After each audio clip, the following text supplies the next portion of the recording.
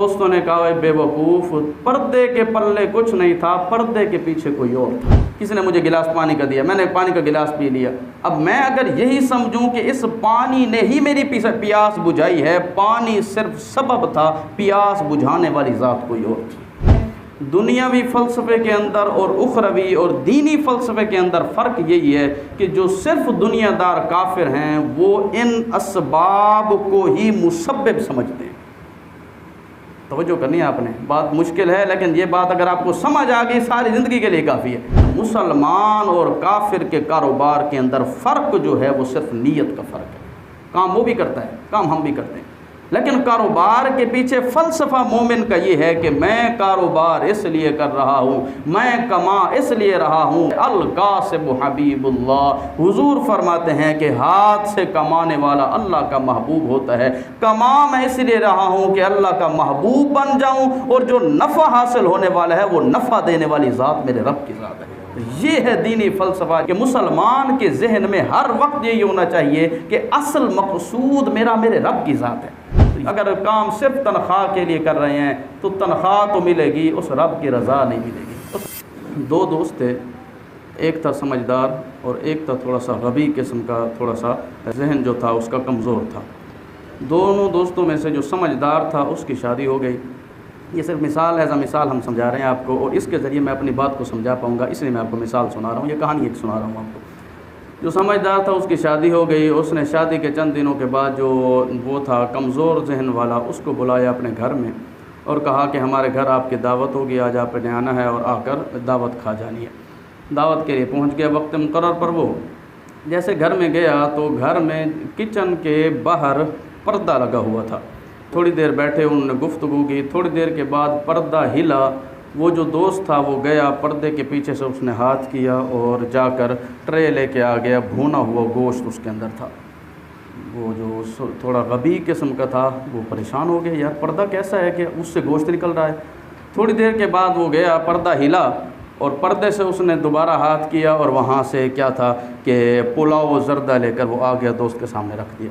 اب یہ کھا بھی رہا ہے، باتیں بھی کر رہا ہے، لیکن ساتھ ساتھ سوچ رہا ہے یار یہ کیسا پردہ ہے، عجیب قسم کا، یہاں سے زردے آتے ہیں، پلاؤ آتا ہے، پتہ نہیں کیا کیا اس سے آتا ہے، بڑا کمال قسم کا پردہ ہے۔ اور تھوڑی دیر کے بعد پھر پردہ ہلا اور وہاں سے ٹرے آیا اور اس سے چائے آ گئی۔ وہ چائے پینے ہی لگا تھا اور وہ اس سے رہا نہ گیا۔ اس نے پوچھا یار یہ پردہ تو نے کہاں سے لیا ہے؟ اس نے کہا یہ پردہ وہ جو نئی دکان بنی ہے نا شہر میں، وہاں سے میں نے یہ پردہ لیا ہے، خوبصورت پردہ ہے، لال رنگ کا، بہترین ہے۔ اس نے کہا چائے میں بعد میں پیوں گا، پہلے میں بھی اپنے لیے یہ پردہ لیتا ہوں۔ اس نے کہا چائے تو پی لے یار۔ نہیں، چائے بعد میں پئیں گے، پہلے میں پردہ لینے جاؤں گا۔ چائے اس نے چھوڑی، آدھی پی تھی جتنی پی تھی۔ گیا دکان پر جا کے پردہ لینے کے لیے، میرے دوست نے کو جو تم نے پردہ دیا تھا وہ پردہ دے دو، مجھے بھی وہ پردہ چاہیے۔ اس نے 2-3 کلر دکھائے، جو اس کا کلر تھا وہی مجھے کلر دو، جو اس کو تم نے دیا تھا وہی کلر مجھے دو۔ اس نے دے دیا، پردہ اٹھا کر لے کے آ گیا، گھر میں کھڑا کر دیا۔ اس نے بھی 5-7 دوستوں کو بلا لیا اور آ کر کہنے لگا کہ میرے گھر آج آپ کی دعوت ہے۔ سارے آ کر بیٹھ گئے، 5-10 منٹ گزرے، 15 منٹ گزرے، سارے آپس میں باتیں کر رہے ہو، یہ پردے کو دیکھ رہا ہو، پھر دیکھ رہا ہے۔ دوستوں نے تھوڑی دیر گزرنے کے بعد کہا یار وہ دعوت شاوت کا تو نے کہا تھا، وہ کھانے پینے کا انتظام کہاں ہے؟ اس نے کہا یار میرے دوست کے گھر پردہ تھا، وہاں سے چیزیں نکلتی تھی، میں بھی وہی پردہ لے کے آیا ہوں۔ اب میں سوچ رہا ہوں کہ کب اس سے زردہ نکلے گا، کب پلاؤ نکلے گا اور ہم سب کچھ کھائیں گے۔ اور دوستوں نے کہا بیوقوف، پردے کے پلے کچھ نہیں تھا، پردے کے پیچھے کوئی اور تھا۔ بس یہی آج کا فلسفہ ہے، پردے کے پلے کچھ نہیں تھا، تو صرف پردے کو ہی دیکھتا رہ گیا کہ یہ پردہ ہی سب کچھ ہے، اسی نے ہی سب کچھ چلانا ہے، لیکن پردہ خود کچھ نہیں تھا، پردے کے پیچھے کوئی اور تھا جو سب کچھ کام کر رہا تھا۔ اس کائنات کو بھی آپ صرف پردہ سمجھیں اور پردے کے پیچھے کوئی اور ہے جو سب کچھ نظام چلا رہا ہے۔ یہ آپ نے مثال اب ذہن کے اندر رکھنی ہے۔ اب آگے چلیں، اس پردے کے پیچھے کیا کچھ ہو رہا ہے۔ دنیاوی فلسفے کے اندر اور اخروی اور دینی فلسفے کے اندر فرق یہی ہے کہ جو صرف دنیا دار کافر ہیں وہ ان اسباب کو ہی مسبب سمجھتے ہیں۔ توجہ کرنی ہے آپ نے، بات مشکل ہے لیکن یہ بات اگر آپ کو سمجھ آ گئی ساری زندگی کے لیے کافی ہے۔ جو دنیا دار ہیں وہ اس سبب کو ہی مسبب سمجھتے ہیں، حالانکہ سبب الگ ہے، مسبب الگ ہے۔ سبب کیا ہے جو ظاہری طور پر ہمیں نظر آ رہے ہیں، یہ سارے کے سارے اسباب ہیں، ان کے پیچھے چلانے والی کوئی ذات اور موجود ہے۔ اگر تم نے سبب کو ہی مسبب سمجھ لیا تو شرک کے تم پہلی سیڑھی پر چڑھ گئے۔ اگر تم نے سبب کو سبب کے درجے میں نہیں رکھا، سبب کو تم نے مسبب بنا لیا۔ اس کی کئی مثالیں دی جا سکتی ہیں۔ پانی پیا جاتا ہے، مجھے پیاس لگی ہے، کسی نے مجھے گلاس پانی کا دیا، میں نے پانی کا گلاس پی لیا۔ اب میں اگر یہی سمجھوں کہ اس پانی نے ہی میری پیاس بجھائی ہے، پانی صرف سبب تھا، پیاس بجھانے والی ذات کوئی اور تھی، یہ یاد رکھنا۔ یہ پانی اگر وہ نہ چاہے جتنا مرضی پانی آ جائے تمہاری پیاس نہیں بجھ سکتی۔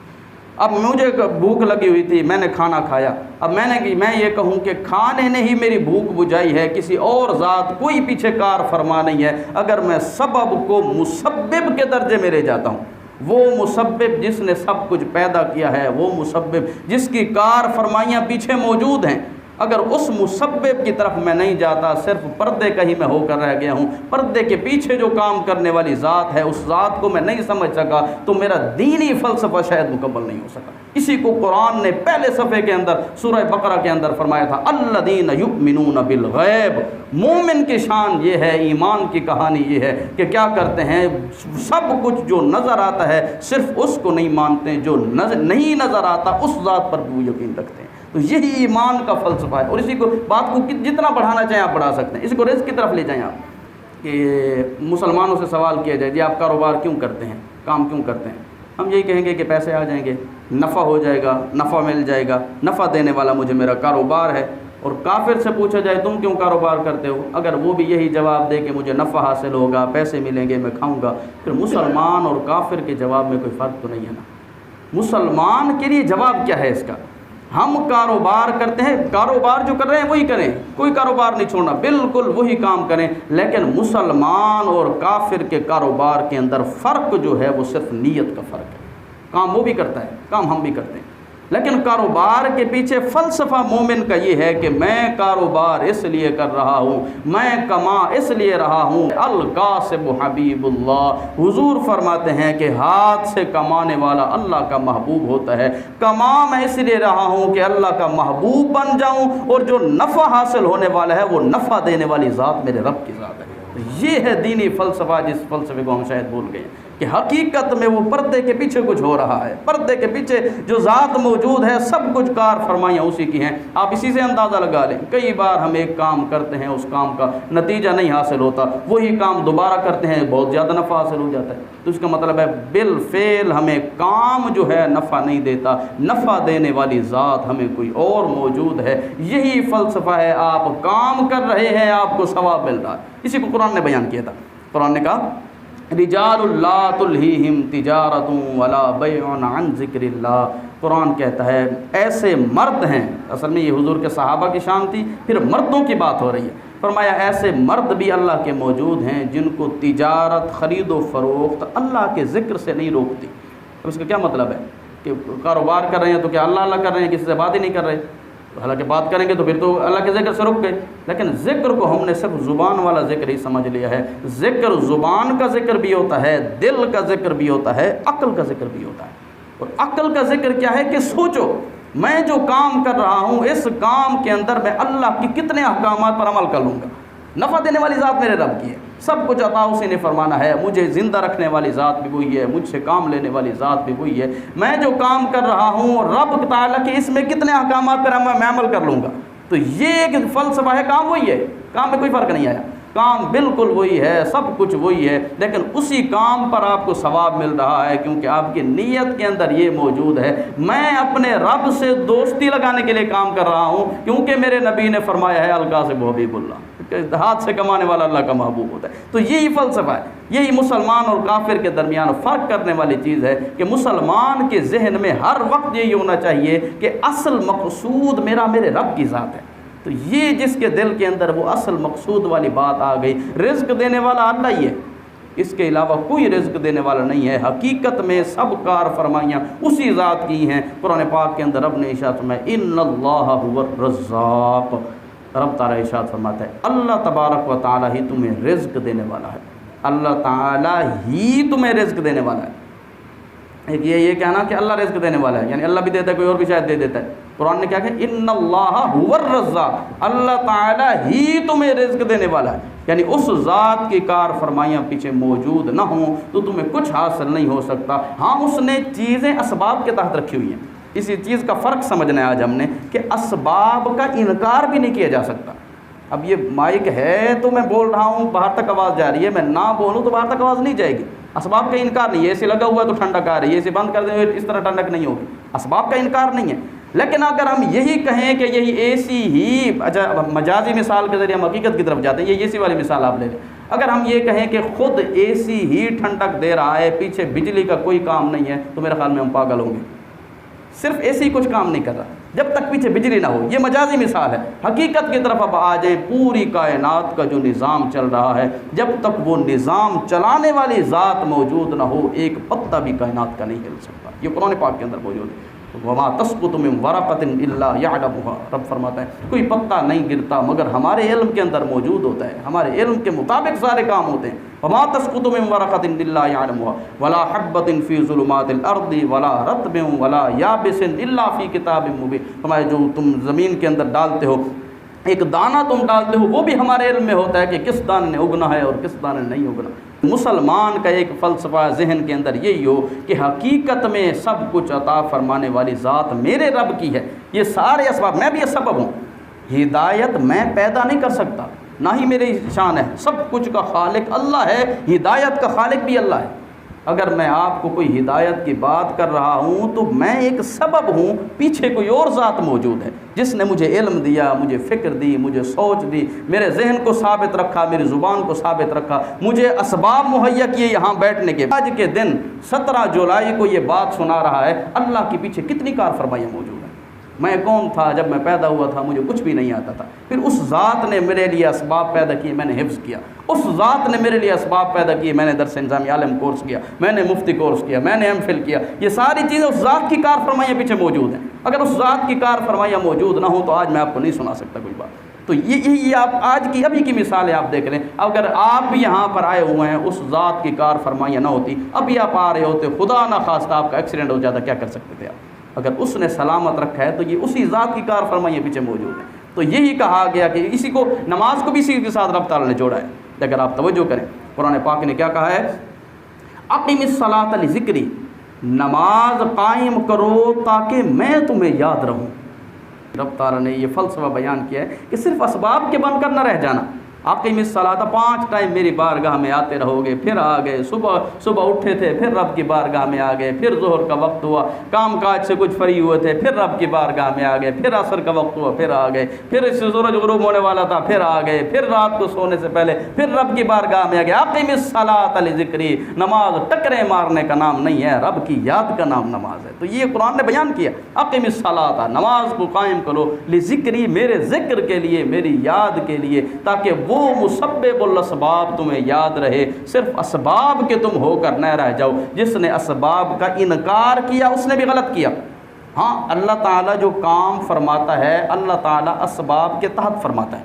کبھی کبھی ایسا ہوتا ہے رب تعالیٰ کی قدرت کا اظہار، معجزے کا اظہار، یا پھر کسی کرامت کا اظہار رب تعالیٰ فرماتا ہے جس کے اندر عادت سے ہٹ کر کوئی کام ہوتا ہے۔ چھری کو رب تعالیٰ نے اس سبب کے لیے رب تعالیٰ نے اس کے اندر یہ تاثیر رکھ دی کہ وہ کاٹے۔ اب عموماً چھری کاٹے گی، آگ کے اندر یہ تاثیر رب نے رکھ دی ہے کہ وہ جلائے، آگ جلائے گی۔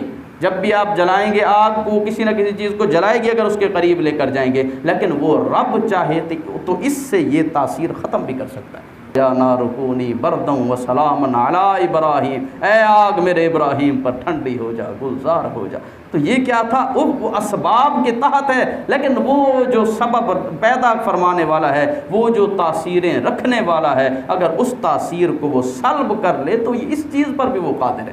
لیکن رب تعالیٰ نے اسباب کی دنیا بنائی ہے، اور اس دنیا کے اندر اس نے یہ چیزیں بھی ہمیں سکھائی ہیں کہ صرف اسباب کے ہو کر نہ رہ جانا۔ قرآن کے اندر جگہ جگہ پر اس چیز کا ذکر ہے۔ رب تعالیٰ پوری سورہ رحمان آپ پڑھ لیں، رب تعالیٰ کسی چیز نعمت کا رب نے ذکر کیا، پھر فرمایا فَبِأَيِّ آلَاءِ رَبِّكُمَا تُكَذِّبَانِ، پھر کسی نعمت کا ذکر کیا فَبِأَيِّ آلَاءِ رَبِّكُمَا تُكَذِّبَانِ، اپنے رب کی کس کس نعمت کو جھٹلاؤ گے؟ یعنی پیچھے یہ بتایا جا رہا ہے، یہ سمجھو یہ نعمت رب کی طرف سے ہے، یہ صرف میرے قوت بازو نہیں ہے، صرف میری کمائی نہیں ہے، وہ چاہے تو تم کچھ بھی نہیں کر سکتے۔ قل اللہم مالک الملک، وہی ہے ملکوں کا مالک، تؤتی الملک من تشاء، جسے چاہتا ہے بادشاہتیں عطا کرتا ہے، وتنزع الملک ممن تشاء، جس سے چاہتا ہے سب کچھ چھین لیتا ہے، وتعز من تشاء، جسے چاہتا ہے عزتیں دیتا ہے، وتذل من تشاء، جسے چاہتا ہے ذلیل کرتا ہے، بیدہ الخیر، سارا خیر اسی کے قبضے میں، اسی کے ہاتھ کے اندر سارے کا سارا خیر ہے، جسے چاہے جو خیر عطا فرما دے، جس سے چاہے جو خیر ختم کر دے، سب کچھ اسی کے قبضے کے اندر ہے۔ تو ایک ایک چیز آپ دیکھیں، آپ کو اسی سبب اور مسبب کا فرق بتائے گی، چھوٹی چھوٹی چیزیں آپ کو دیکھنا۔ قرآن پاک کی مزید آیتیں دیکھیں، رب تعالیٰ نے ارشاد فرمایا وَعَلَى اللَّهِ فَلْيَتَوَكَّلِ الْمُتَوَكِّلُونَ، اور بھروسہ کرنے والوں کو اللہ پر ہی بھروسہ کرنا چاہیے۔ یہ کیا بتایا جا رہا ہے؟ صرف اسباب پر بھروسے نہ کرنا، اسباب کو اختیار کرنا، انکار نہیں ہے اسباب کا، اسباب کو استعمال کرنا، اسباب کو اختیار کرنا، صرف اسباب کے ہو کر نہ رہ جانا، نتیجے رب پر چھوڑنا۔ بعض اوقات نتیجہ فوراً ظاہر نہیں ہوتا، بچے پڑھتے ہیں میٹرک تک، کیفے بھی ہے کہ کیا کیا کرتے ہیں، بی ایس کر رہے ہیں، جو کچھ بھی کر رہے ہیں، ایم اے تک کر رہے ہیں، لیکن یہ تو نہیں ہے کہ پہلے دن اسکول کے اندر گئے ہوں اور انہوں نے آپ کو ڈگری دے دی ہو اور پہلے دن سے تنخواہ شروع ہو گئی ہو، ایسا تو نہیں ہے نا۔ پہلے کچھ اسٹرگل کرنا پڑتا ہے، کچھ کام کرنا پڑتا ہے، آہستہ آہستہ اسٹیپ بائی اسٹیپ بندہ آتا ہے، تو پھر جب نتیجے تک بندہ پہنچتا ہے تو پھر نتیجہ دیا جاتا ہے۔ ہم چاہتے ہیں کہ ہم نے ایک اچھا کام کیا ہے، فوراً اس کا نتیجہ ہمارے سامنے ظاہر ہو جائے۔ یہاں تو ہم دارالامتحان کے اندر موجود ہیں، اصل جو رزلٹ نکلنا ہے وہ آخرت کے اندر نکلنا ہے، اور اس آخرت کے اندر رب نے ہمارے لیے وہ نعمتیں تیار کی ہوئی ہیں جس کا عمل ہم یہاں پر کریں گے۔ تو جو چیز جلدی حاصل کرنے کی کوشش کرتے ہیں وہ لوگ کامیاب عموماً نہیں ہو سکتے۔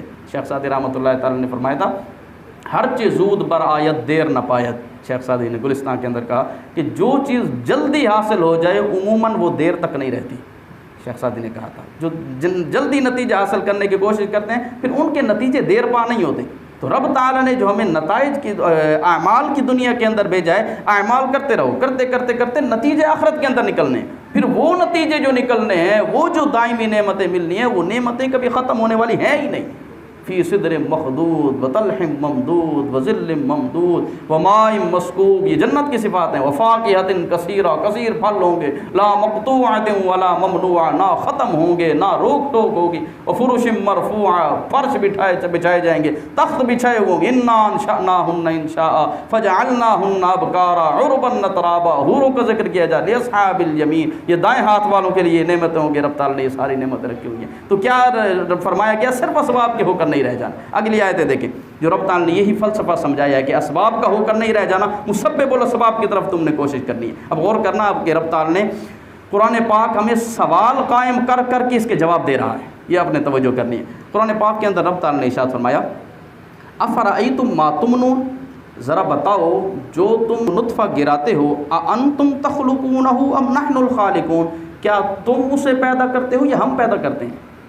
کیسا فلسفہ بتایا گیا کہ تم صرف سبب رکھ رہے ہو، یہ تمہارے کام صرف اسباب ہیں۔ آگے دوسرا سوال دیکھیں، یہ قرآن پاک نے قائم کیا۔ قرآن پاک نے کہا افرأیتم ما تحرثون، بتاؤ جو کچھ تم کاشت کرتے ہو، جو تم بیج رکھتے ہو، اانتم تزرعونہ ام نحن الزارعون، کیا تم اگاتے ہو یا ہم اگاتے ہیں؟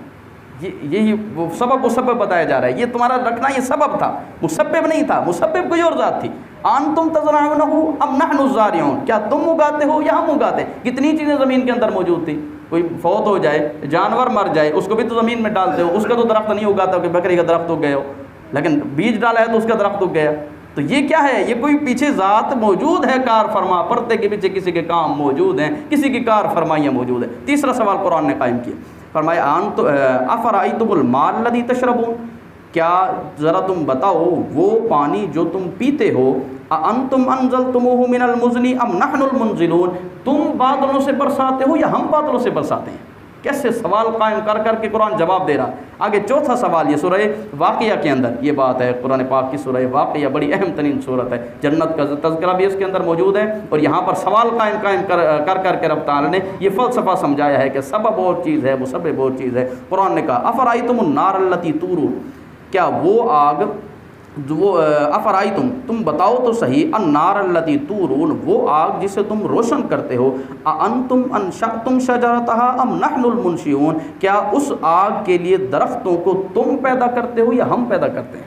یعنی اسباب کو رب نے بیان کیا، پھر اسباب کے پیچھے جو کام کرنے والی ذات موجود ہے اس ذات کا تذکرہ رب تعالیٰ نے فرمایا۔ تو یہی فلسفہ ہے انسان کا، یہی سمجھنے کہ ایمان کی کہانی ہے۔ ایک کافر اور مومن کے اندر فرق یہ ہے، کام وہی کریں جو کر رہے ہیں، ذہن کے اندر نیت یہ ہو کہ میں کام کر رہا ہوں، میرے نبی نے فرمایا ہے القاسب حبیب اللہ، ہاتھ سے کمانے والا اللہ کا محبوب ہے، میں کام کر رہا ہوں اللہ کا محبوب بننے کے لیے، جو نفع حاصل ہو رہا ہے یہ میرے رب کی طرف سے مجھے نفع حاصل ہو رہا ہے، میں جو کام کر رہا ہوں رب نے جو مجھے امانتیں، میرے بیٹے میری بیٹیوں کی صورت میں مجھے امانتیں عطا کی ہیں، میں ان امانتوں کی حفاظت کرنے کے لیے میں کام کر رہا ہوں، اور مجھے جو رب تعالیٰ نے یہ کام پر لگایا ہے، میرے کام کرنے کا مقصد رب کی رضا ہے، صرف یہی چیز، کام سارا وہی ہے، کوئی کام کے اندر فرق نہیں ہے۔ انما الاعمال بالنیات، اعمال کا دار و مدار نیت پر ہے۔ یہ قرآن حضور علیہ السلام نے بیان کیا۔ تقریباً حدیث کی اکثر کتابوں کی پہلی حدیث یہی ہوتی ہے،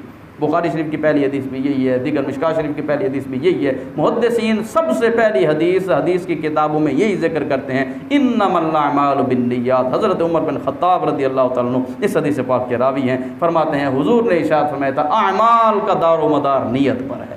عمل وہی ہوتا ہے، جتنی نیت اچھی ہوتی جاتی ہے اسی نیت کے اعتبار سے بندے کو ثواب ملتا ہے، اسی نیت کے اعتبار سے رب تعالیٰ کی ذات کی کار فرمائیاں موجود ہوتی ہیں۔ کام وہی ہے جو آپ کر رہے ہیں، اگر کام صرف تنخواہ کے لیے کر رہے ہیں تو تنخواہ تو ملے گی، اس رب کی رضا نہیں ملے گی، اس رضا سے محروم ہو جاؤ گے۔ اگر تنخواہ کے لیے کام اس لیے کر رہے ہو کہ نفع جو حاصل ہونا ہے، نفع تو آسمانوں سے اترتا ہے، نفع تو میرے رب کی طرف سے آنے والا ہے، میں جو کام کر رہا ہوں اپنے رب کی رضا کے لیے، اس کسب کے لیے میں کام کر رہا ہوں، تنخواہ بھی ملے گی، اس کی رضا بھی ملے گی۔ تو یہی چھوٹی سی بات ہے، اگر یہی انسان کے ذہن کے اندر یہی چیز اگر پیوست ہو جائے کہ ہر کام کے پیچھے جو فاعل حقیقی ہے وہ میرے رب کی ذات ہے، یہ سارے اسباب ہیں، میں نے اسباب کو اختیار کرنا ہے، میں نے اسباب کا انکار نہیں کرنا، اختیار کرنا ہے، ان کو استعمال کرنا ہے، لیکن وہ جو تعلق میرا مسبب الاسباب کے ساتھ ہے، تعلق میں نے اس کے ساتھ جوڑنا ہے۔ اگر صرف اسباب کے ساتھ ہی آپ تعلق جوڑتے ہیں تو وہ کافر بھی جوڑ لیتے ہیں تعلق،